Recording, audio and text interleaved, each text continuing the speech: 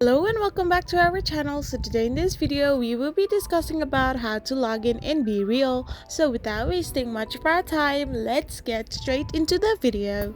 So to log in your Bereal account, all you need to do is simply tap open your Bereal app.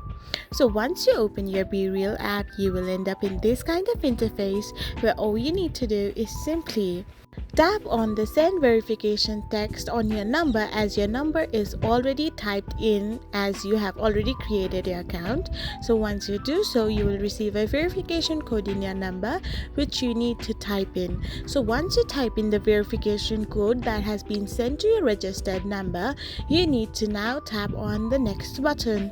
Once you do so, you will end up in this kind of page which indicates that you are now logged in into your account. I hope you found this video helpful, so don't forget to hit that subscribe button and do give us a thumbs up.